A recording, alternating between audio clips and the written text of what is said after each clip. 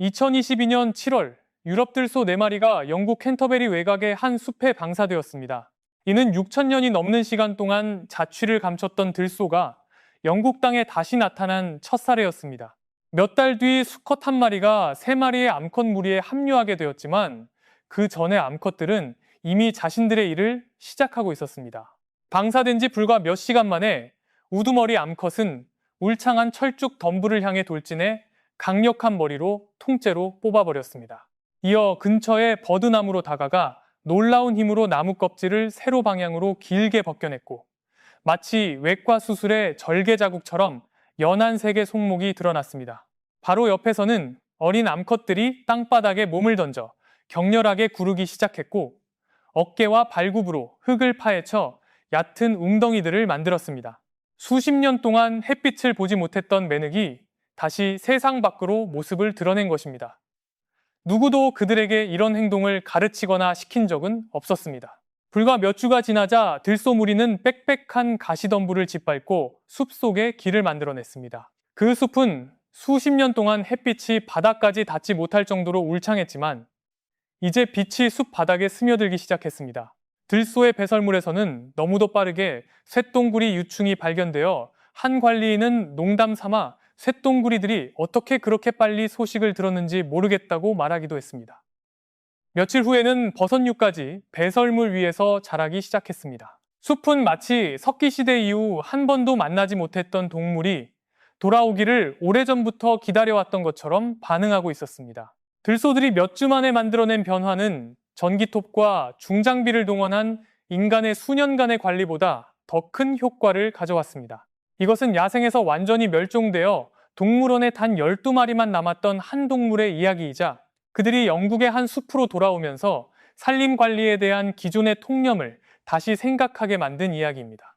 왜 단 4마리의 들소가 켄트주의 560헥타르 규모 숲에 중요한 의미를 갖는지 이해하려면 먼저 그 숲에 어떤 문제가 있었는지 알아야 합니다. 그리고 그 문제는 대부분의 사람들이 생각하는 것과는 전혀 다릅니다. 영국의 오래된 숲에 들어서면 처음에는 건강하고 생명력 넘치는 모습으로 보입니다. 울창한 수관층과 하늘 높이 뻗은 나무들, 낙엽으로 뒤덮인 숲 바닥은 마치 완전하고 소중한 생태계를 떠올리게 합니다. 하지만 그것은 위쪽 수관층이 만들어낸 착시일 뿐입니다. 그 아래의 숲은 서서히 죽어가고 있었습니다. 수십 년에 걸친 상업적 이용과 그 이후의 방치는 숲의 수관을 완전히 닫아버렸습니다. 햇빛은 더 이상 땅에 닿지 못했고 한때 풍성한 하층 식생을 이루던 꽃과 관목, 풀들은 거의 사라졌습니다. 식물이 사라지자 특정 곤충들도 함께 사라졌고 곤충이 줄어들자 새와 박쥐들도 떠났습니다. 멀리서 보면 푸르고 웅장하지만 실제로는 속이 비어가는 껍데기만 남은 셈이었습니다. 웨스트블린과 손든 우즈는 켄트주 켄터베리 인근에 위치한 숲으로 면적은 약 560헥타르에 달하며 영국 남부 최대 규모의 고대 산림지대의 일부를 이루고 있습니다. 켄트 야생동물 보호재단은 오랜 기간 차화배기와 벌목, 정리작업 등 전통적인 방식으로 숲을 관리해왔지만 성과는 제한적이었습니다. 재단이 숲을 매입하기 전에는 절반가량이 목재 생산을 위해 외래 침엽수로 조성되어 있었고 나머지 절반은 지나치게 울창하고 정체된 상태였습니다. 들소가 오기 전 실시된 조사에서는 방치된 숲 속에 놀라운 생물 다양성이 숨어 있다는 사실이 밝혀졌습니다. 거미는 178종이 확인되었고 그 중에는 2004년 이후 영국에서 기록되지 않았던 극희귀종도 포함되어 있었습니다. 또한 1988년 이후 영국에서 발견되지 않았던 희귀 딱정벌레도 확인되었습니다. 나이팅게일과 작은 점 바기딱따구리도 서식하고 있었습니다. 다양한 생물들은 여전히 존재하고 있었지만 그것을 유지할 생태 구조는 점차 무너지고 있었습니다. 전통적인 보존 방식도 일정 기간 동안은 효과를 냅니다. 수관의 틈을 만들면 햇빛이 바닥까지 도달하고 덤불을 제거하면 하층 식생이 다시 살아납니다. 하지만 몇 년만 관리가 중단되어도 수관은 다시 닫혀버립니다. 수백 헥타르에 달하는 숲을 무기한으로 관리하기에는 어떤 보전 예산도 충분하지 않습니다. 숲에는 급여도 필요 없고 성과 평가도 필요 없이 하루 종일 1년 내내 일할 수 있는 존재가 필요했습니다. 그리고 바로 그때 유럽 들소가 등장했습니다. 유럽 들소는 유럽 토착 육상 동물 가운데 가장 큰 종입니다. 성체 수컷의 몸무게는 900kg에 가까울 수 있습니다. 숲 환경에 적응하며 진화한 이들은 많은 사람들이 떠올리는 북미 초원의 아메리카 들소와는 상당히 다릅니다. 그들의 조상은 수십만 년 동안 유럽 숲을 형성하는 데 중요한 역할을 해왔습니다. 이들이 사라지자 거대한 생태적 공백이 생겼고 어떤 동물도 그 역할을 대신할 수 없었습니다. 그들의 생존 이야기는 자연보전 역사상 가장 놀라운 이야기 가운데 하나입니다. 수세기에 걸친 사냥과 서식지 감소로 인해 유럽 들소의 수는 대륙 전역에서 꾸준히 줄어들었습니다. 제1차 세계대전 당시 독일 점령군은 폴란드 비아워비에자 숲에서 약 600마리의 들소를 고기와 오락을 위해 사냥했습니다. 그리고 1919년 폴란드의 마지막 야생 들소가 죽었습니다. 1927년에는 러시아 코카서스 산맥에서 마지막 야생 유럽 들소가 밀렵군의 총에 쓰러졌습니다. 유럽 들소는 야생에서 완전히 멸종했습니다. 한때 이들과 함께 진화해온 유럽의 모든 숲은 가장 중요한 생태계 조성자를 잃게 된 것입니다. 하지만 유럽 들소가 완전히 사라진 것은 아니었습니다. 유럽 각지의 동물원에는 54마리가 살아남아 있었고 이들 모두는 단 12마리의 창시 개체로부터 이어진 혈통이었습니다. 12마리. 바로 이 숫자가 한 종 전체가 통과해야 했던 유전적 병목 현상이었습니다. 남은 개체들을 바탕으로 자연 보전가들은 역사상 가장 정교한 번식 프로그램 가운데 하나를 시작했습니다.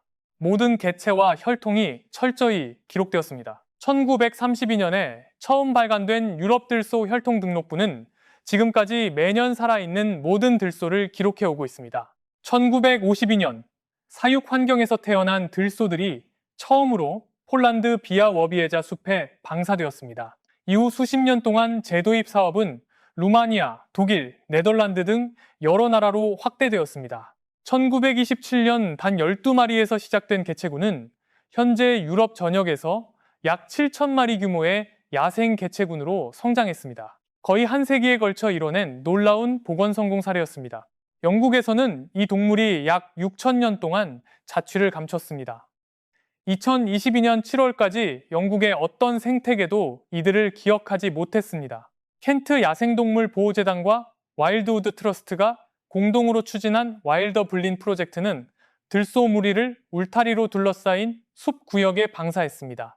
3마리 암컷이 먼저 도착했는데 스코틀랜드 출신의 18살 우두머리 암컷과 아일랜드 출신의 2마리 어린 암컷이었습니다. 수컷은 브렉시트 이후 복잡해진 동물 수입 절차 때문에 수개월 지연된 끝에 12월 독일에서 도착했습니다. 이 수컷의 혈통은 종을 멸종해서 구해낸 12마리의 창시 개체까지 직접 거슬러 올라갑니다. 중요한 점은 들소가 영국에서 보호받기 위해 켄트에 온 것이 아니라는 사실입니다.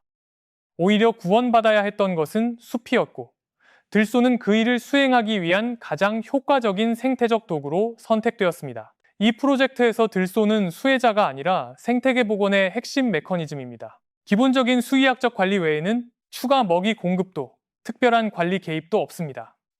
그들은 야생동물답게 살아가고 행동하도록 맡겨졌습니다. 숲은 그들 주변에서 서서히 변하기 시작했습니다. 유럽 들소가 다른 대형 초식 동물들과 구별되는 이유는 거대한 몸집 때문이 아닙니다. 진짜 특별한 점은 숲이라는 환경에 가져오는 4가지 중요한 생태적 행동이 독특하게 결합되어 있다는 데 있습니다. 이 4가지 행동은 동시에 이루어지며 각각이 생태계에 서로 다른 영향을 미칩니다. 첫 번째는 나무 껍질 벗기기입니다. 들소는 살아있는 나무의 껍질을 세로로 길게 벗겨내는데 때로는 줄기를 한 바퀴 모두 둘러벗겨 나무를 말라 죽게 만들기도 합니다. 이렇게 죽었지만 여전히 서 있는 나무는 스네그라고 불리며 숲이 가질 수 있는 가장 가치 있는 생태 구조물 가운데 하나입니다. 2,000종이 넘는 딱정벌레와 새, 박쥐, 곰팡이들이 다양한 부패 단계의 죽은 나무에 의존해 살아갑니다. 자연 상태에서는 이런 나무가 만들어지기까지 수십 년이 걸리지만 들소는 단 한 계절 만에 그것을 만들어낼 수 있습니다. 두 번째 행동은 나무를 쓰러뜨리는 것입니다. 성체 수컷은 몸무게가 거의 1톤에 이를 정도로 무겁기 때문에 자신의 힘을 이용해 나무를 밀어 넘어뜨립니다. 그 결과 숲 바닥에는 죽은 나무가 생기고 위쪽 수관층에는 빈 공간이 만들어집니다. 그러면 햇빛이 숲 바닥까지 내려올 수 있게 됩니다. 단 한 번의 생장기만 지나도 이 빈 공간에는 다양한 하층 식물들이 자라기 시작합니다. 쓰러진 나무는 새로운 공간과 함께 동식물 모두에게 새로운 기회를 제공합니다. 세 번째 행동은 지능 목욕, 즉 원로잉입니다. 들소는 몸을 땅에 세게 비비고 구르면서 흙을 파헤쳐 숲 곳곳에 얕은 웅덩이를 만듭니다. 이런 맨땅은 생태학적으로 매우 중요한 의미를 갖습니다. 울창한 식생 아래에서는 살아갈 수 없는 특수한 식물과 곤충들에게 이상적인 서식지가 되기 때문입니다. 들소가 만든 각각의 웅덩이는 작은 생물 다양성의 중심지와도 같습니다. 네 번째 행동은 선택적 방목입니다. 들소는 모든 식물을 똑같이 먹지 않고 특정 식물을 선호합니다. 그 결과 숲 바닥에는 단조로운 식생 대신 다양한 식물들이 섞여 자라게 됩니다. 이런 다양성은 숲 바닥에만 머무르지 않고 그 위의 모든 생태층으로 확장됩니다. 이 네 가지 행동이 수백 헥타르에 걸친 숲에서 지속적으로 이루어질 때 인간의 어떤 산림 관리 프로그램도 재현하지 못한 결과가 나타납니다. 이것은 돈으로 살 수도 없고 일정표에 맞춰 계획할 수도 없습니다. 오직 수십만 년 동안 그런 역할을 수행하도록 진화한 동물만이 만들어낼 수 있는 변화입니다. 웨스트 berlin에서는 이런 변화가 누구의 예상보다도 빠르게 나타났습니다. 방사된 지 몇 주 만에 우두머리 암컷은 철쭉 덤불을 뿌리째 뽑기 시작했고, 이는 어떤 관리 계획에서도 예상하지 못했던 행동이었습니다. 숲속에는 자연스러운 통로가 생겨나기 시작했고, 수십 년 만에 처음으로 햇빛이 숲 바닥까지 도달했습니다. 몇 주 후에는 들소의 배설물에서 쇳덩구리 유충이 발견되었습니다. 껍질이 벗겨진 나무들은 수많은 생물을 먹여 살릴 귀중한 죽은 나무 자원으로 변해가기 시작했습니다. 영국에서 가장 큰 규모의 생태 모니터링 프로그램 가운데 하나인 이 연구는 2050년까지 진행될 예정인데 첫 해부터 이미 뚜렷한 변화를 기록했습니다. 슬로웜의 개체 수는 2021년 36마리에서 2023년 58마리로 증가했습니다. 풀뱀 관찰 기록은 4배로 늘어났습니다. 이전에는 이 숲에서 발견되지 않았던 여러 식물종도 방목되거나 들소 활동으로 교란된 지역에서 나타나기 시작했습니다. 이들은 모두 직접적인 햇빛이나 맨땅이 있어야 자랄 수 있는 종들로 과거의 빽빽한 수관 아래에서는 살아남을 기회가 없었습니다. 그 후 들소 무리는 점차 규모를 키워가기 시작했습니다. 2022년 9월 첫 암컷들이 숲에 들어온 지 불과 2달 만에 우두머리 암컷이 새끼 한 마리를 낳았습니다. 이는 수천 년 만에 영국 숲에서 태어난 첫 들소였습니다. 2023년 말에는 두 번째 새끼가 태어났고 이 새끼는 숲 안에서 완전히 잉태되고 태어난 첫 개체였습니다. 이어 2024년 여름에는 세 번째 새끼가 태어났습니다.